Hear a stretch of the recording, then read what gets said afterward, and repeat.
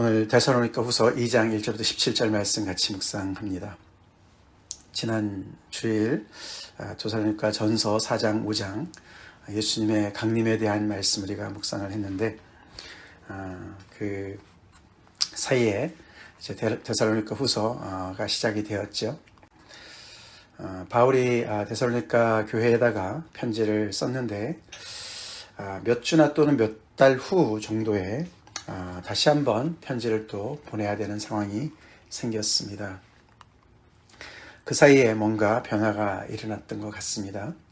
그래서 데살로니가 후서가 이렇게 보내졌죠. 크게 이제 세 가지 정도의 이슈가 생긴 것 같습니다.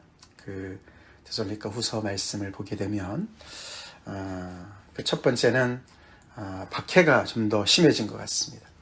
그래서 환난의 어려움들이 더 많아진 것 같습니다. 그 이야기를 제일 먼저 다루죠. 데살로니가 후서 1장 우리 지난 주일 본문 말씀이죠. 거기 매일 성경 본문에 따르면 그래서 바울은 다시 한번 그들을 그래서 교회를 격려하고 위로하죠. 그들이 모든 박해 중에 환난 중에 인내하는 것을 볼 때에 그들은 정말 하나님께서 정말 이렇게 택하신 자들이고 하나님의 나라에 합당한 자들이라고 그렇게 정말 그들을 위로합니다. 그리고 하나님의 공의가 나타나서 결국은 그들에게는 구원을 또 그들을 박해하는 자들에게는 하나님께서 영원한 형벌을 주실 것이다 라는 말씀으로 그들을 위로하고 또 기도를 합니다. 그것이 첫 번째 이제 이슈였고 두 번째 이슈가 오늘 본문 말씀이죠. 또 다시 한번 그리스도의 강림에 관련된 이야기를 또 하게 됩니다. 아마도 거기에 대한 굉장한 오해가 생긴 것 같죠. 오늘 2장 1절부터 2절에 보면은 어떤 사람들이 주의 날이 이르렀다라고 얘기를 했다는 것이죠. 주의 날이 이미 임했다. 그래서 주의 강림이 임했다라고 이제 이야기를 하는 사람들이 있었다는 것이죠. 영으로나 또는 말로나 또는 우리에게서 받았다는 편지로나 어쩌면은 바울의 그 보낸 서신 데살로니가 전서 말씀을 곡해를 한 것 같기도 하고 또 그 중에서 뭔가 이렇게 정말 성령의 어떤 그런 그 예언을 한다라고 하는 사람들이나 어떤 가르침, 어떤 거짓 교사의 어떤 그런 영향력이 있었던 것 같습니다. 정확하게는 어떤 상황인지는 잘 모르지만 분명히 그런 것에 많은 사람들이 마음이 흔들리고 두려움 속에 빠져 있었던 것 같습니다. 그래서 바울은 그리스도의 강림에 대한 이야기를 다시 한번 하게 되는 것이죠. 지난 주에도 말씀을 드렸지만 주 예수의 강림에 대한 말씀이 우리에게 위로가 되어야 될 줄로 믿습니다. 격려가 되어야 될 줄로 믿습니다. 그것이 잘못된 그런 사람들의 그런 의해서 선동하고 현혹하고 또는 공포를 조장하는 그래서 일상의 삶 속에서 정말 떠나게 하고 말씀에 대한 어떤 그런 그 확신 속에서 흔들리게 하는 그런 일들이 없도록 해야 된다고 오늘 말씀에서도 바울이 교회를 그렇게 향해서 이야기하고 있습니다. 그것이 이제 두 번째 이슈였어요. 세 번째 이슈는 이제 내일 본문에 나오죠. 그것은 다름이 아니라 이제 이 오늘 말씀이 중심이 되는 것이죠. 그리스도의 강림이 이미 임했다. 주의 날이 이미 임했다. 그러니까 사람들이 일상에 손을 놓습니다. 일을 하지 않습니다. 그렇죠? 그런 일들이 벌어지게 됐죠.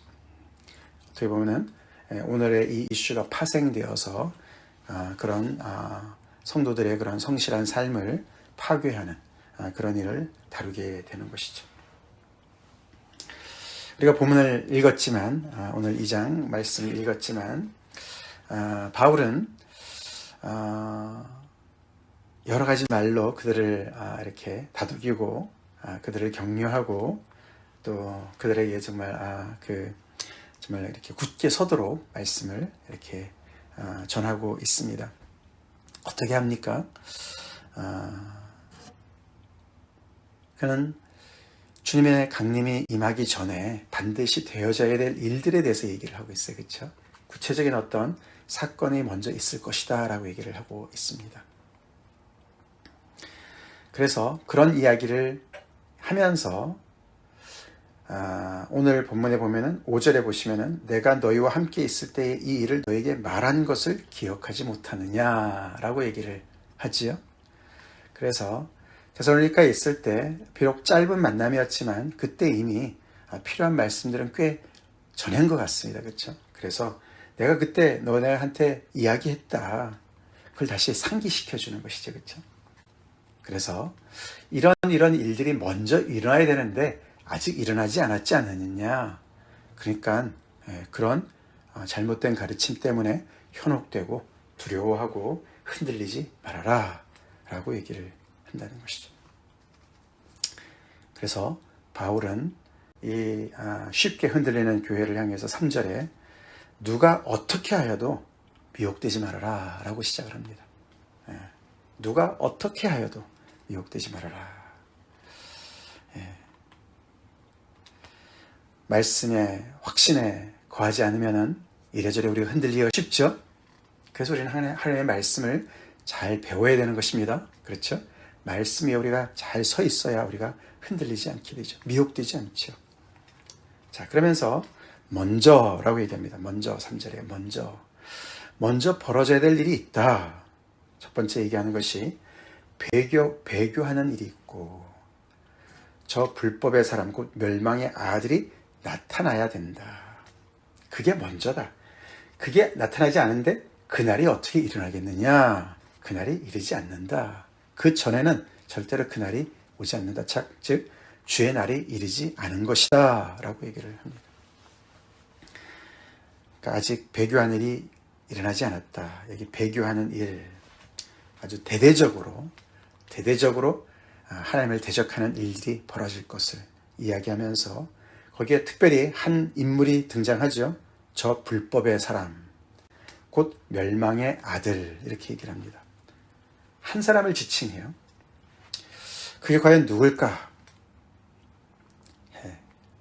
그게 과연 누굴까?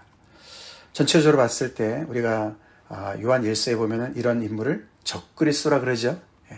하나님을 대적하고 그리스도를 대적하는 그 어떤 인물이 나타날 것이다. 그래서 온갖 그런 모든 세상 전부에서 하나님을 배교하는 일을 앞에서 주도하는 그런 인물이 있을 것이다. 그 일이 먼저 일어나야 된다. 그가 하는 일을 4절, 5절에서 설명하죠. 어떤 일을 합니까? 그 인물이 어떤 일을 하기 때문에 멸망의 아들이라고 얘기를 하겠습니까? 4절에 보니까 그는 대적하는 자다. 대적하는 자다. 어떻게 대적합니까? 결국에는 자기 스스로를 높이는 것이죠. 신이라고 불리는 모든 것과 숭배함을 받는 것에 대항해서 그 위에 자기를 높인다. 모든 정말 다른 어떤 것보다도 특별히 하나님보다도 스스로를 높여서 하나님의 성전에 자기가 앉아서 자기가 하나님이라 자기 스스로를 하나님이라고 그렇게 높이는 자가 바로 이 불법의 사람이고 멸망의 아들이다.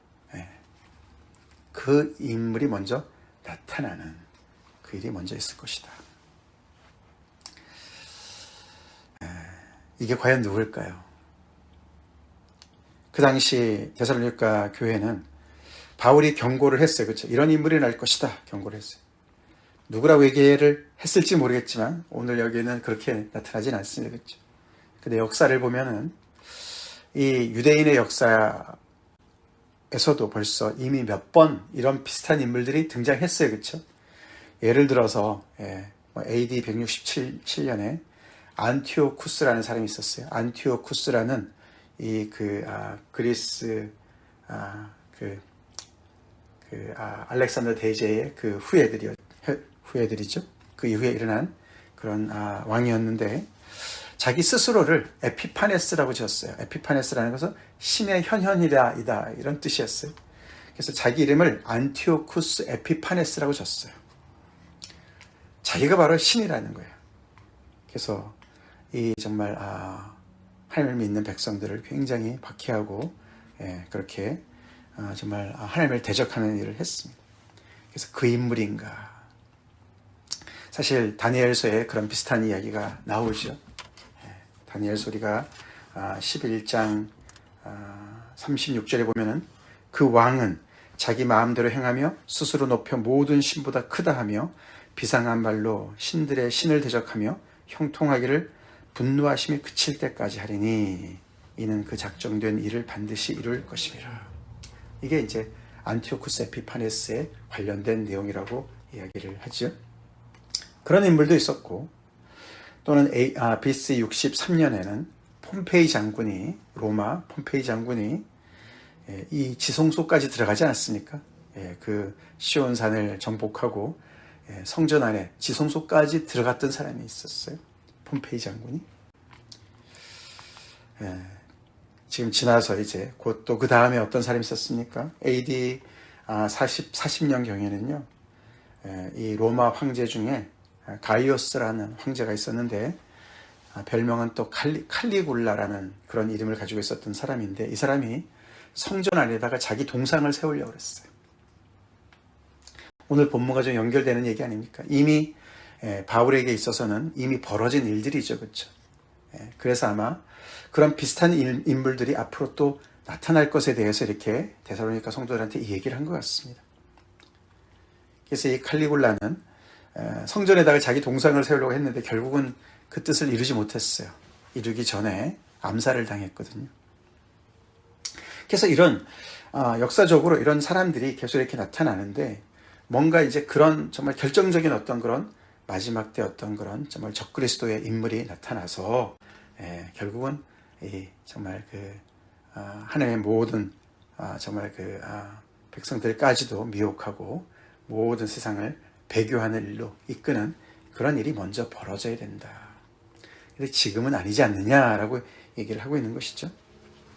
그래서 6절 보시기 바랍니다. 그러면서 이제 또 한 가지 얘기를 하죠. 너희는 지금 그로 하여금 그의 때에 나타나게 하려 막는 것이 있는 것을 아나니 라고 얘기합니다. 이게 이제 또 바울이 그들한테 이미 전한 메시지 중에 하나였어요. 배교하는 일이 있고 불법의 사람, 멸망의 아들이 먼저 나타나야 된다. 그 얘기 하나와, 두 번째는 그가 나타나는 것을 막는 것이 있다. 그걸 너네가 안다. 그렇게 얘기를 해요. 그래서 뭔가가 막는 것이 있는데 그 밑에 보니까 그것을 막는 자라고 또 얘기합니다. 그렇죠? 즉, 이 멸망의 아들이 나타나는 것을 막는 것이 있고 막는 자가 있는 거예요. 그렇죠? 그래서 아직 그가 나타나지 않은 것이죠. 그 너네가 그걸 알고 있다. 이렇게 얘기를 하고 있어요. 바울이 데살로니가에 있을 때 그 얘기를 이미 한 것이고 그것을 상기시키고 있어요. 그렇죠?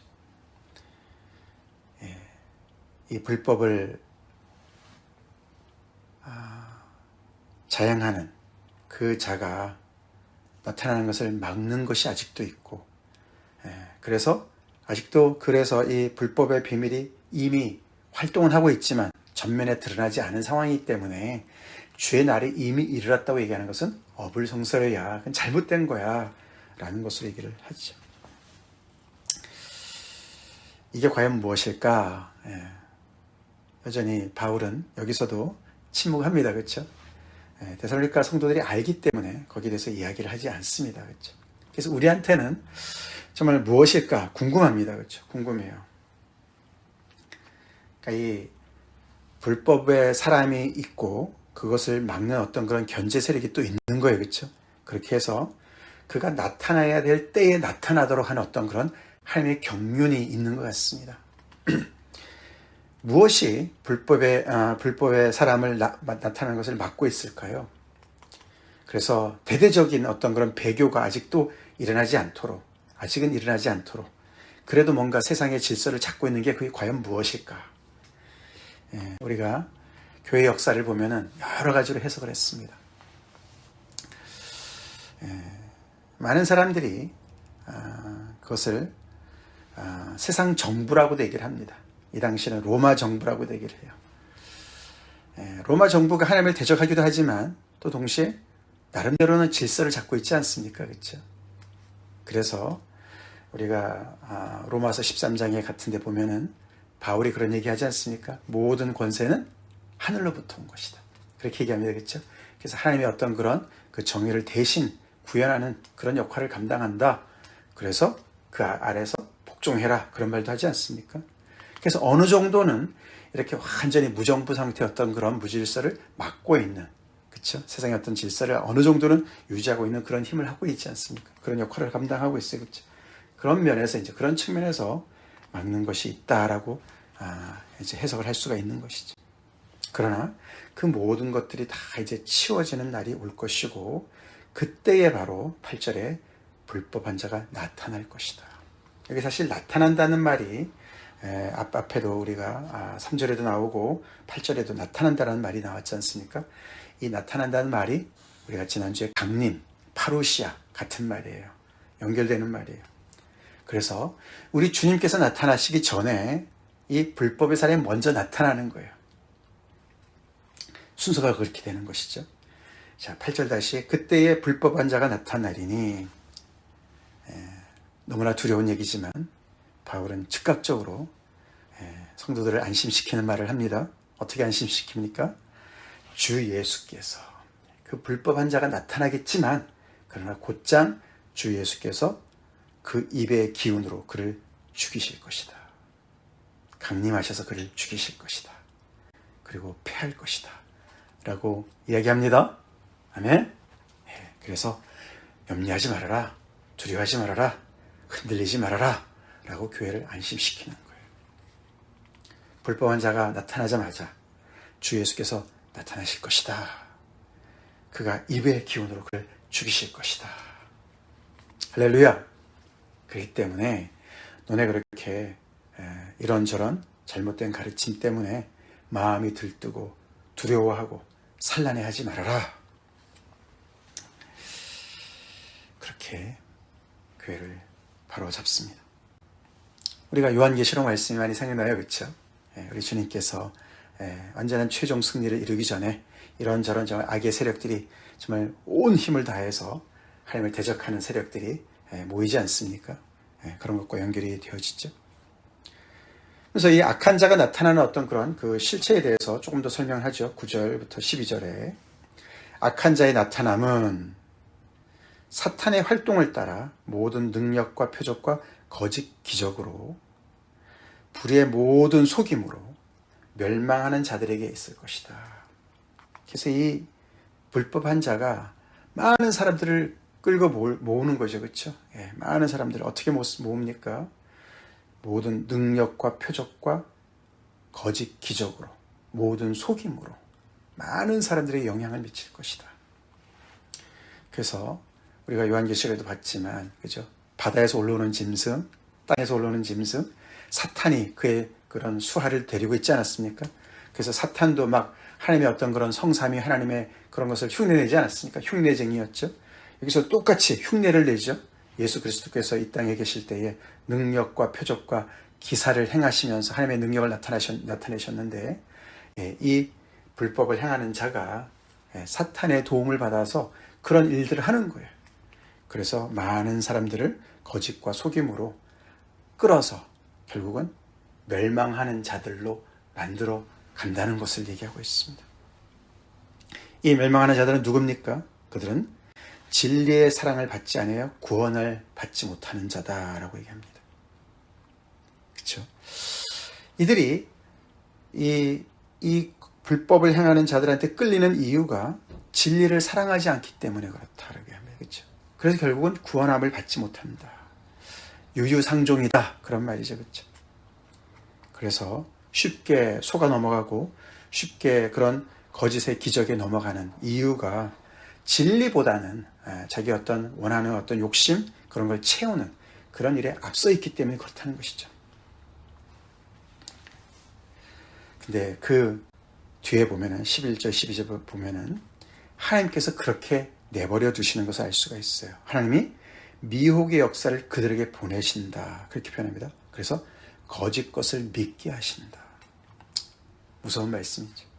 우리가 로마서 1장 말씀이 생각나지 않습니까? 정말 마음에 하나님을 두기를 싫어하는, 진리를 싫어하는 자들을 하나님께서 내어버려 두신다, 그런 표현이 나오지 않습니까? 그래서 우리가 로마서 1장 28절에 보면 또한 그들이 마음에 하나님 두기를 싫어하며 하나님께서 그들을 그 상실한 마음대로 내버려 두사 합당하지 못한 일을 하게 하셨으니. 그래서 그들은 진리를 믿지 않고 불의를 좋아하는 그런 삶으로 가게 되고, 그런 모든 자들은 결국은 심판을 면하지 못한다 라고 이야기를 하면서, 결국 이 불법의 사람, 멸망의 아들이 결국은 그와 함께 많은 정말 이렇게 진리를 믿지 않고 불의를 좋아하는 많은 사람들과 함께 멸망을 맞이하게 될 것을, 하나님의 어떤 공의를 보게 될 것을 이야기합니다. 어쩌면 이들이 지금 현재 이 데살로니가 교회를 박해하는 자들일지도 모르겠습니다. 그렇죠? 그러면서 13절부터 17절에 바울은 그들은 그런 것이고, 거기에 비해서 이 교회를 다시 한번 대조하면서, 그러나 너희들은 다르다. 너희들은 주님께서 사랑하시는 자들이고, 하나님께서 너희를 처음부터 택하신 자들이고, 성령께서 너희들을 거룩하게 하시는 자들이다. 그렇게 해서 너희들은 진리를 믿는 자들이 되었고 구원을 받게 된 자들이다. 그래서 내가 감사한다라고 위에 그들과 대조를 시키면서 하나님께 감사합니다. 그렇죠? 그러면서 그들을 격려합니다. 참 엄청난 대조입니다. 그렇죠? 그들은 멸망이지만 이들은 구원을 받습니다. 그들은 진리를 미워하지만 이들은 진리를 믿습니다. 그래서 하나님께 감사합니다.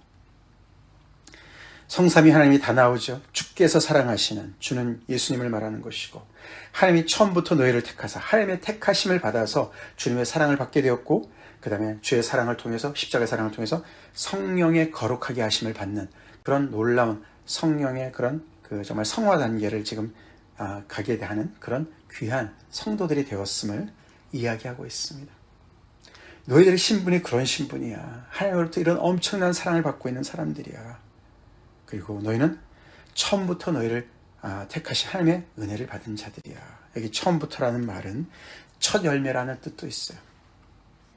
그래서 하나님의 정말 앞으로의 추수에 이미 너희들은 정말 이렇게 정말 알곡으로 이렇게 들어올 자들이고, 또 나가서는 너희들을 뿐만 아니라 또 이렇게 계속해서 하나님을 믿는 사람들이 있을 것이야. 지금은 뭐 소수일 수 있지만서도, 그렇죠? 많은 박해 중에 있는 사람들이지만, 그러나 너희들처럼 진리 가운데로 들어오는 사람도 있을 것이야. 바울 스스로가 그렇지 않았습니까? 처음에는 복음을 거부했던 자였는데 하나님의 은혜로 그 안으로 들어왔듯이, 그렇죠? 그렇게 하나님 안에 들어오는 그런 다음에 열매가 있을 수도 있다라고 얘기를 하면서, 결국 너희들은 이 복음으로 부름을 받아서 그리스도의 영광을 얻게 될 자다라고 그들을 격려하고 위로합니다. 그렇기 때문에 15절, 굳게 서서 말로나 우리의 편지로 가르침을 받은 전통을 지켜라, 그렇게 얘기합니다.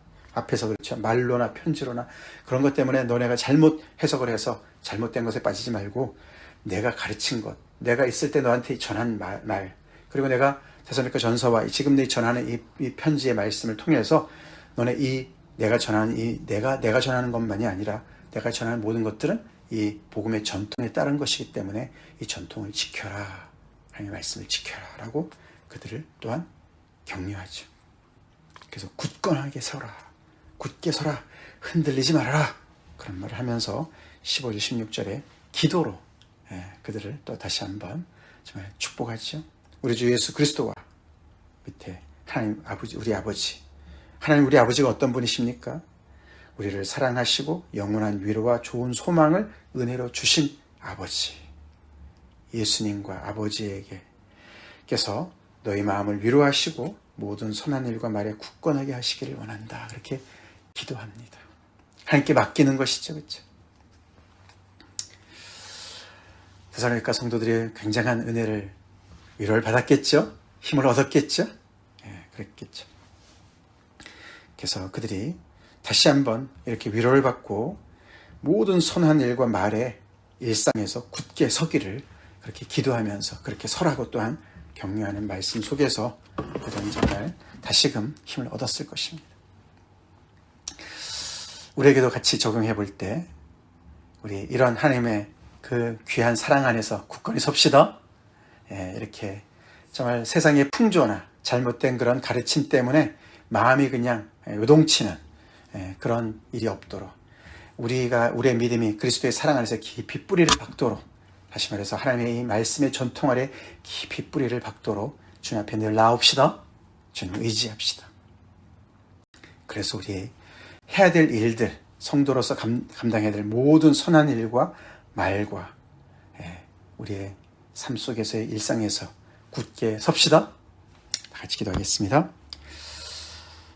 주님 감사합니다. 주의 강림을 기다리는 교회를 향해서 바울의 이렇게 정말 전한 이 말씀 오늘도 우리가 잘 받고 주님의 강림을 기다리는 자들로서 좌로나 우로나 치우치지 아니하고 말씀에 굳게 서서 아버지 주님을 열망하며 또 동시에 우리가 감당해야 될 일상의 삶을 잘 감당하는 저희가 되길 원합니다. 우리가 하나님의 은혜로, 전적인 하나님의 은혜로, 하나님의 그 사랑으로 아버지 우리가 이 정말 진리를 사랑하게 되었고 진리 안에 거하게 되었고 아버지 주의 그리스도의 그 정말 영광이 함께 동참할 자로 이렇게 주님께 정말 아버지의 택함을 받은 자들입니다. 아버지 그 주님의 크신 사랑 안에서 아버지 늘 정말 그 사랑을 먹으며 굳게 서게 하시고 뿌리를 깊이 내리게 도와주시고 그래서 아버지 이 복음의 정말 아버지 낳은 이 만남을 통해서 주님을 더욱더 닮아가는 삶의 구체적인 열매가 넘치게 하여 주시옵소서. 예수님 이름 받들어 간절히 기도 올려옵나이다. 아멘.